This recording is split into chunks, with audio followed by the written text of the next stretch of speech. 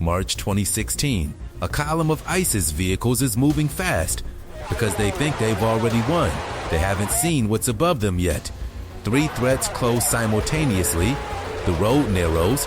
Coalition ISR locks the lead vehicle, and there is no tree line for 40 kilometers in any direction. There is nowhere to go. The clock is already running. What happens next has been captured on combat camera 5 separate times, and each time it ends the same way. What you are about to watch are the top 5 most devastating anti-ISIS convoy strikes ever recorded, the moments ISIS learned too late that an open road is not a highway. It is a kill zone.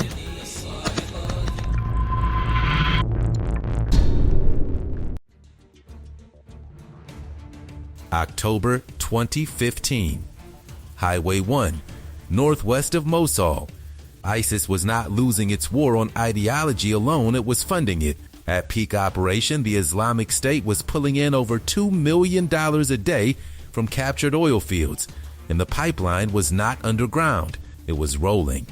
Tanker trucks, column after column, moving openly on Iraqi highways in broad daylight, hauling crude to black market buyers across the Syrian border.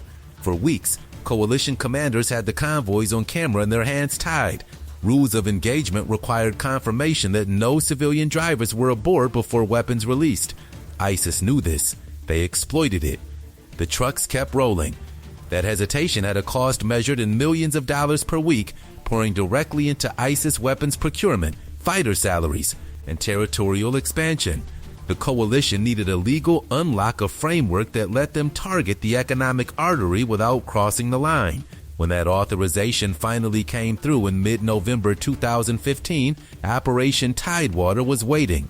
What happened next was not a single airstrike. It was 116 tanker trucks, A-10s and F-15Es, and gun camera footage so clean that AFCENT released it to the public the same week. November 13, 2015, Al-Bukamal Highway, eastern Syria. 16 A-10s and F-15Es are already airborne when the clearance finally transmits. The pilots have been watching this road for weeks. They know every truck, the spacing, the speed, the routes. Now the leash is off. What happens next takes minutes. The GAU-8 opens up on the lead vehicles.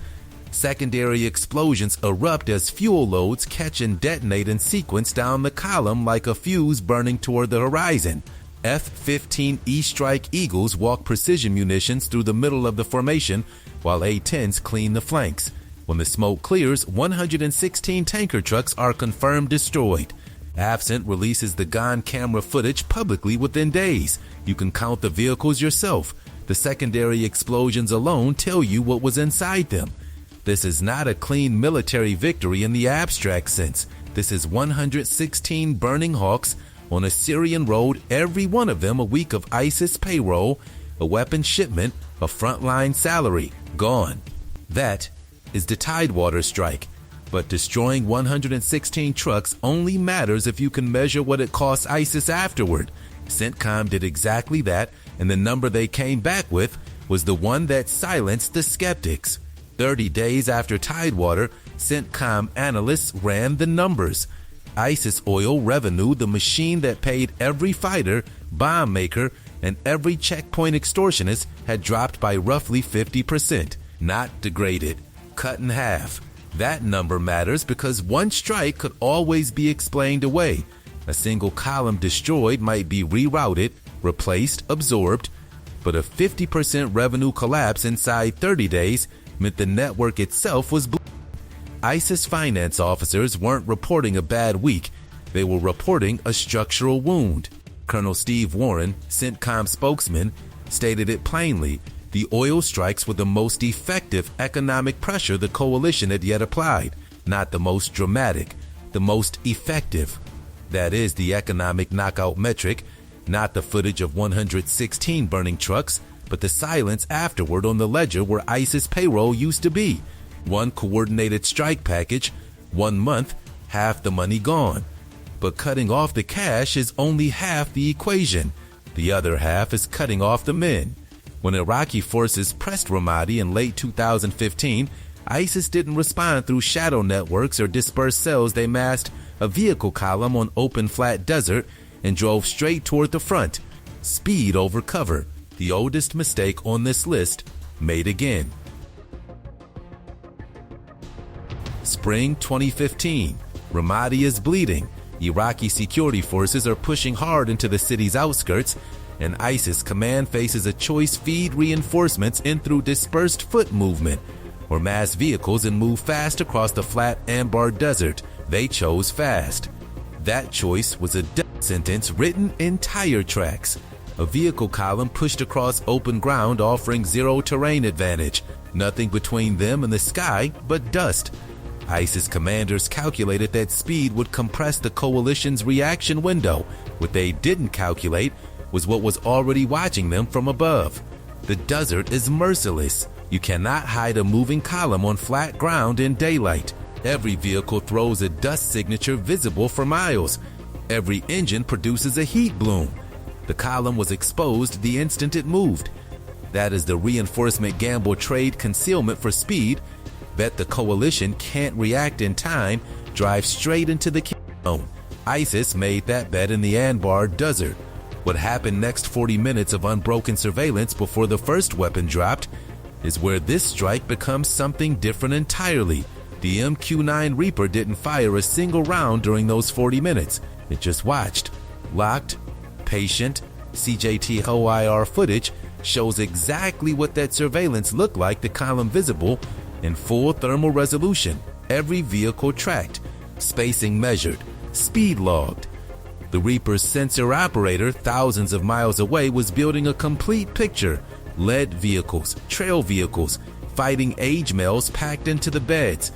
The chain was assembling itself in real time. This is what persistent surveillance does that a strike aircraft can't. A fast mover arrives, identifies, drops, and egresses. The Reaper stays. It watches the column reorganize after a near miss. It watches fighters dismount to check a vehicle in the exact moment of maximum vulnerability, and it's still there when strike aircraft check in on frequency. By the time coalition aircraft arrived over the Anbar desert, the Reaper had handed them a complete targeting picture. Every vehicle pre-designated. The ISIS commanders believed speed compressed the coalition's reaction window.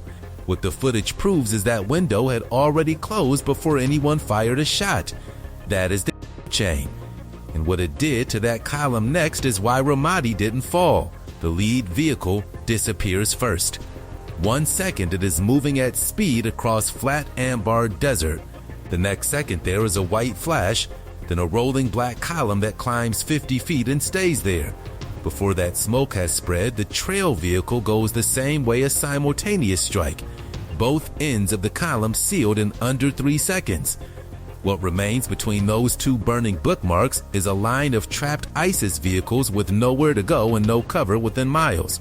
Just flat earth and engines with no useful direction left to run. CJTFOIR confirmed multiple vehicle from the single engagement and released the combat camera footage publicly. Coalition spokesman explicitly tied these strikes to the collapse of the Ramadi reinforcement push. ISIS never got those fighters inside the city. That is the Ramadi Desert Intercept. Speed killed them. The Reaper watched them die. The camera recorded it. But Ramadi was a daylight operation against a column caught in the open. What happens when ISIS thinks darkness and a river road give them cover, and the coalition has already been watching that road for 72 consecutive hours? The answer is waiting at Deir ez-Zor. By mid-2017, ISIS no longer had an empire. It had a Corridor 1 river road along the Euphrates, connecting Raqqa to Deir ez-Zor. Every weapon, fighter, barrel of fuel still in play had to travel that single strip of asphalt.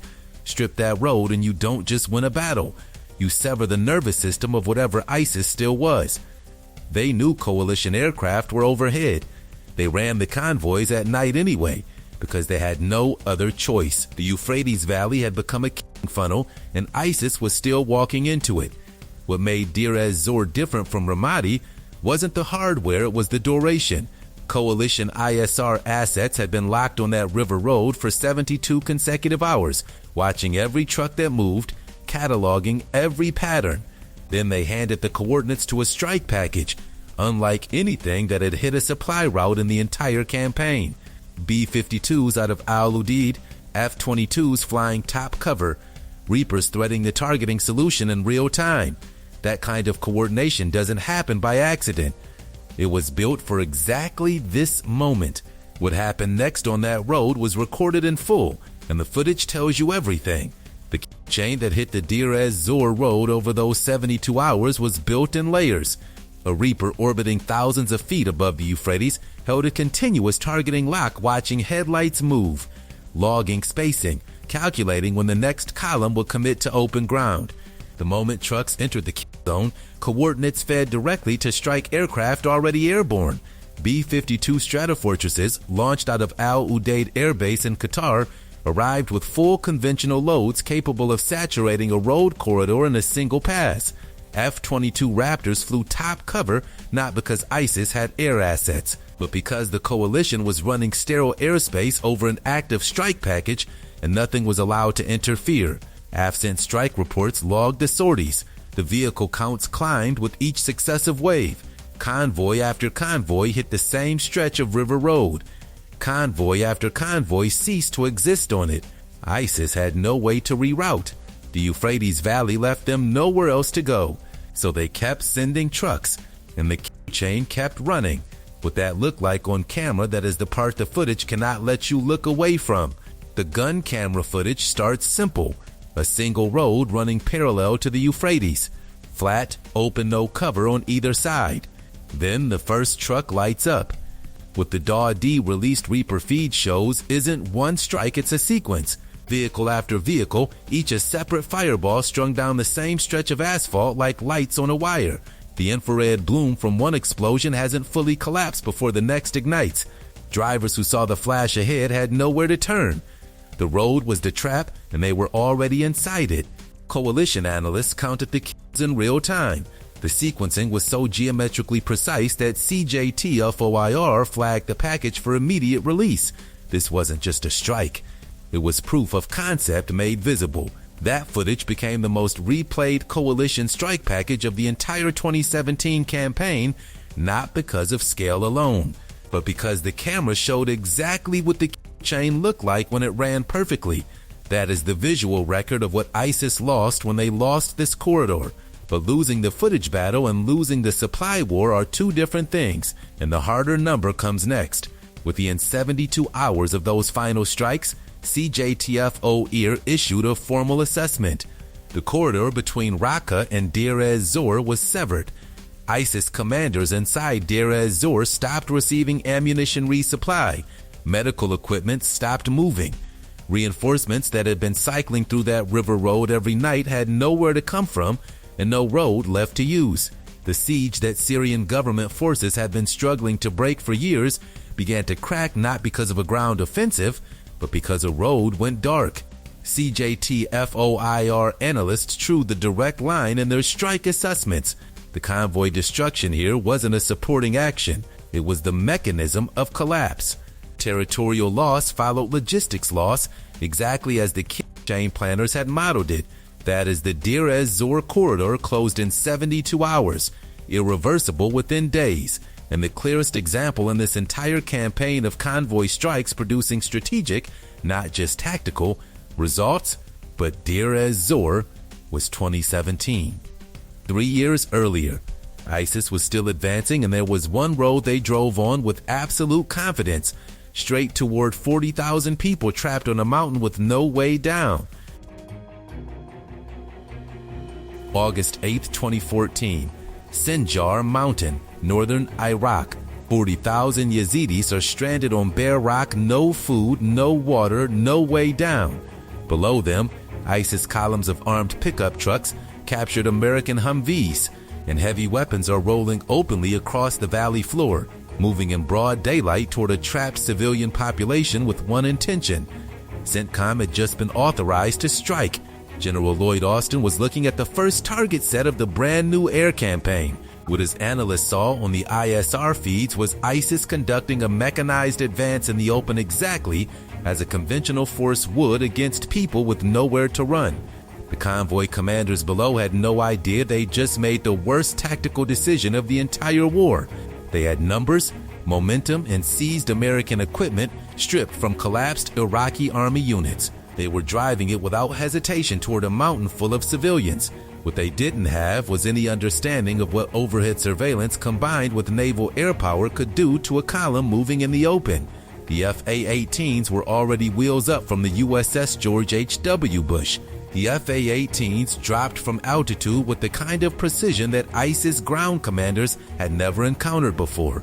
August 8, 2014, Lieutenant Commander jobs were already assigned. Targets were already locked. The lead ISIS vehicle elements, pickup trucks, seized Humvees, gun-mounted technicals rolling in column had no air defense, nothing looking up. Commander Eric Morrow's aircraft released GBU-12 Paveway 2s, laser-guided, 500 pounds each.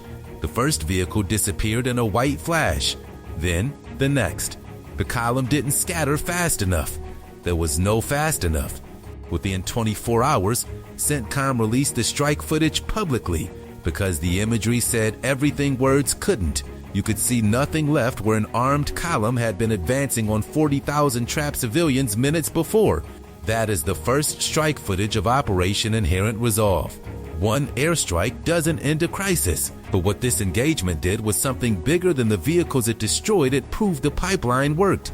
ISR acquisition, naval air delivery, confirmed footage released. And now the question every CJTFOIR planner was asking, could that pipeline be turned into doctrine? The answer was yes. What Sinjar locked in wasn't just a tactic, it was a sequence. Persistent ISR overhead before the strike window opens. Target acquisition locked while aircraft are still inbound. Weapons delivery timed so the column has no interval to scatter. Battle damage confirmed on camera and released within hours. CJTFOIR planners pulled that sequence out of the Sinjar after action and built it into standing procedure. Every convoy that followed Ramadi's desert intercept, the Deir ez-Zor River Road, the oil tanker columns near Al-Bukamal ran on that same pipeline. Different aircraft, different terrain, same architecture. Colonel Patrick Ryder, speaking for CENTCOM in subsequent briefings, described mobile target prosecution as a refined, repeatable capability. Sinjar is where the refining started. 40,000 Yazidis were still alive. The pipeline that saved them was now doctrine. That is the template every strike on this list inherited, but doctrine built on open desert and advancing columns gets tested hardest when the enemy isn't advancing when they're running. Desperate, packed into every vehicle they could find. Driving south out of a city they just lost, betting the open desert would swallow them before the aircraft found them. It didn't.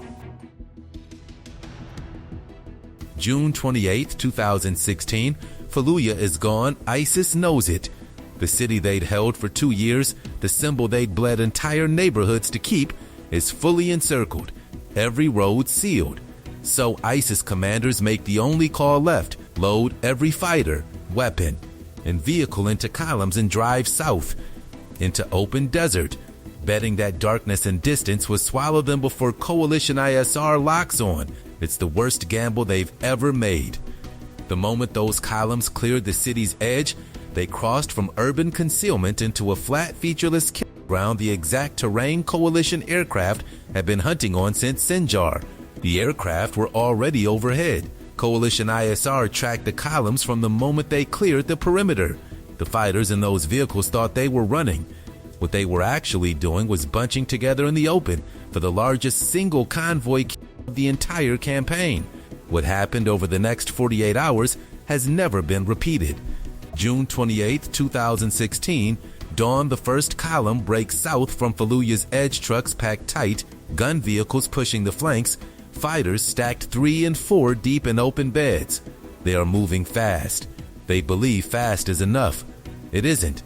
Coalition ISR has already marked them. The aircraft are already descending. Strike packages hit the first column before it covers 10 kilometers. Lead vehicles detonate. Trailing vehicles lock up.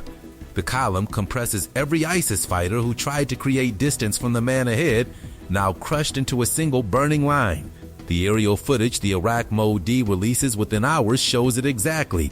Sequential fireballs stitched across empty desert, one after another. No gaps, no survivors in the open. Day 2, June 29th. The second column attempts the same route. The result is identical. 48 hours, 2 columns, approximately 175 vehicles destroyed. The Iraq Mode posts the footage publicly. CNN's Barbara Starr runs it within the same news cycle. That is what a 48-hour annihilation looks like from 10,000 feet. But the number alone doesn't tell the full story. What the camera actually captured, the thing that makes this the most replayed strike sequence of the entire campaign, is coming next. Watch the footage and you understand immediately why it became the most replayed strike sequence of the entire campaign. The desert south of Fallujah offers nothing. ISIS loaded those vehicles believing darkness and speed were cover enough. They were wrong. The Iraq Mode D footage rolls without cuts. The truck moves. The frame goes white. The next truck. White again. The strikes are so evenly spaced, so mechanically precise, it looks engineered because it was. Coalition ISR never lost the column from the moment it cleared the city perimeter. Every vehicle that accelerated to escape the fireball ahead only drove deeper into the next weapons release window. There is no chaos in the footage, just sequence. Vehicle flash smoke rising in a perfectly straight line toward the horizon like a road made of fire. ISIS commanders ordered the breakout believing they were choosing survival. The camera proved they were choosing the kill zone. That is what open ground, no cover, and persistent ISR looks like from altitude. But footage can lie about scale. What makes Fallujah impossible to dispute is the number. 175 vehicles. Both CENTCOM and the Iraqi Ministry of Defense logged the same number independently. 2 separate headquarters, 2 separate chains of command, 2 separate sets of footage, and they arrived at the same count. In the fog of modern air warfare, that almost never happens. That convergence is what separates Fallujah from every other strike on this list. General Sean McFarland's CJTFOIR command had built the persistent ISR architecture. The Iraqi Mode D operated the cameras. Neither needed the other to confirm the number, and both did anyway. 175 vehicles, 48 hours. 0 column survivors reached their objective. ISIS chose that desert road believing darkness and speed were enough. The coalition answered with continuous tracking, sequenced weapons release, and footage that documented every single vehicle lost. That is the Fallujah Convoy massacre, the most quantifiably documented convoy destruction in the entire anti-ISIS air campaign, and the hardest number on this list. 5 strikes. 5 moments where ISIS bet everything on an open road and lost everything to the cameras watching from above. If those 175 vehicles burning in the Fallujah desert taught you anything, it's this: the open road is a coffin ISIS kept choosing to climb into. Drop a comment. Did the Fallujah breakout convoy or the Raqqa approach strikes represent the more decisive tactical failure? Like, subscribe, and we'll see you in the next one.